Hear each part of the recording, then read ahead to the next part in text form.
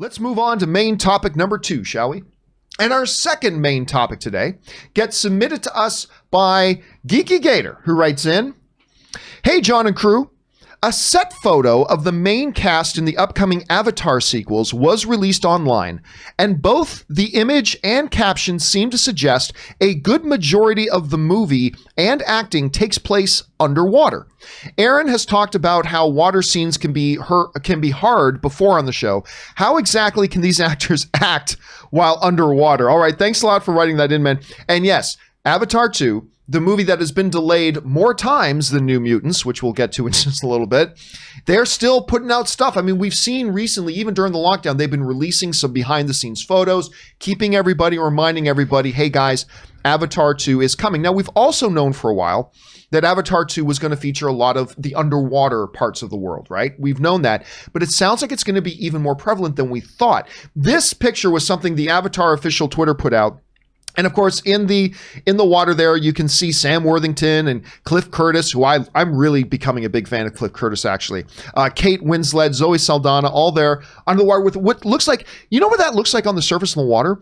It's those, you know how when you see the actors in the motion capture shoots, they have all those white like ping pong balls all over them? It looks like they're covering the entire surface of the water with that. And I'm wondering if they're motion capturing the movement of the water. No, you know what it is? Yeah. Oh, okay. Well, then I want to go, first of all, before we even, let me read the caption, then I want to ask you what that is. Because I've been fascinated by these little white balls on the thing.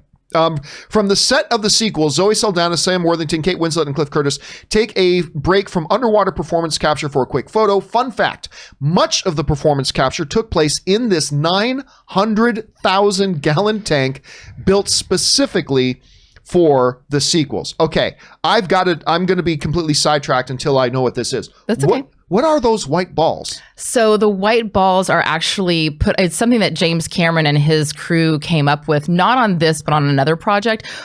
Because when light comes through the top of the water, it reflects and refracts, and it does all kinds of funny things.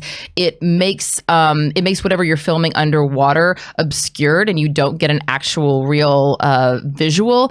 If you've ever looked at your thighs in a bathtub, then you understand. It's a really weird way of saying that. But yeah, so it's actually, they put the ping pong balls on the layer on the top of the water because they'll float, but it also doesn't create a barrier that wouldn't allow the actors to come through. So when the actors need to come up and get some air, they just come up out of the ping pong balls. But when they go down, the balls create almost like a layer that doesn't allow the light to come through properly. That's fascinating. Yeah. Okay, so let me James Cameron, innovating everything. Let me ask you then, as an actor, like the whole note. First of all, that looks like they're having a blast. I mean, yeah. But who doesn't love to sit on a pool noodle? How? Oh, I know. As soon as it came out of my mouth. Nope, not going to go there. Hey, you were fascinated with all those white balls. So. I mean, well, yes. Who's not fascinated? Who doesn't love sweaty balls? But yeah. How do you shoot a movie? I mean, I've been on several feature film movie sets as an observer, and I've done some extra stuff. And it's like, I'm always amazed at the pure amount of administration and coordination that goes into orchestrating 100 people on set, 200 people making a movie. How the hell do you do something like this underwater?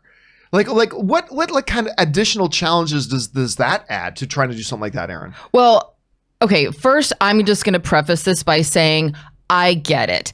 Actors are paid oftentimes a lot of money to deal with whatever. And so in the grand scheme of things, especially these days, complaining about getting a little water on you is so not a big deal. And it's a very privileged position. So please keep in mind that I am saying what I'm about to say from the position of doing a scene on land and you're dry versus doing a scene in water where you're soaking wet. Doing the scene in water where you're soaking wet totally sucks as compared to doing it dry on land. There. Now that I've said that, yes, shooting a water scene is horrible. I hate it. I hate it whenever I watch it. I'm always cringing. I'm like, oh God, because first of all, it's just logistical. It takes a lot longer when you see someone who's even taking a shower. I know that they're having to put their hair a certain way so that it doesn't get on their perfect makeup unless they get to have the water all over their face, which is great. But then you're getting in the shower and out of the shower and in the shower. And I remember during Spartacus, a little tangent here. There was, Spartacus had killed the guy that had never been, beaten before. And then all of a sudden it rains and he's the bringer of the rain. And so the entire next episode, it was raining every single day. Every time we went on set, rain, nonstop rain. And I remember, and so Andy and Andy Whitfield and Jai Courtney, who were playing Spartacus and Varro, they're running around. All the guys, all the gladiators are running around in basically underwear, and they're wet all day from beginning to end. And we're in New Zealand. It's the middle of the New Zealand winter, which is July, and we're shooting in essentially a tin can. It was not a proper insulated studio. So there's no, we're going to heat. No, there's no heat. And they're running over to them, spraying them with water so that they're soaking wet the whole time. And then they're waiting and waiting and waiting. Oh, we're about to shoot. Spray. Wait. Oh, something's wrong with the camera. Spray. And Andy got pneumonia. He ended up developing pneumonia, and that was why he wasn't able to go to Comic-Con that year. We all went to Comic-Con, and he was stuck in winter New Zealand because he had pneumonia, and he was pissed.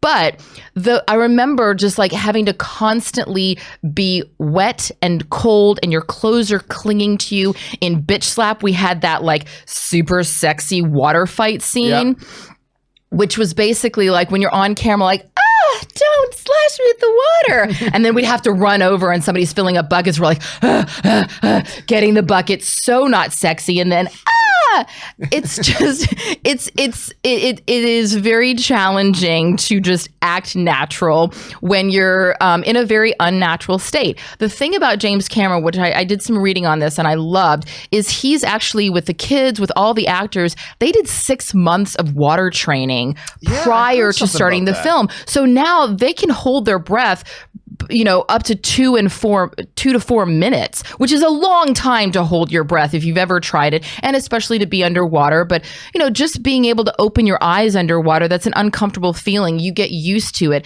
The good thing that they have going for them is that they're wearing wetsuits that are probably specially made to be in the water. They are not having to worry about hair and makeup and all of those other sorts of things. So this actually seems like a project that would be fun because it's exclusively in the water. I do hate scenes where you have to get in and out of the water. It's cold. It's a nightmare. It's not fun. So guys, what do you make about that? Like, I knew they were going to do water stuff. Obviously, they've talked about that, but that they're shooting so much of it. And how do they do it? And I don't know, does the fact that they keep putting out like some behind the scenes stuff, does that start to make it feel real? Because for the longest time, a lot of us are like, Avatar 2 is never coming. Does them putting out this type of material kind of solidify for you that, yes, it's a real thing, it is coming? What do you think about this stuff? Jump down into the comment section below and let us know your thoughts. All right.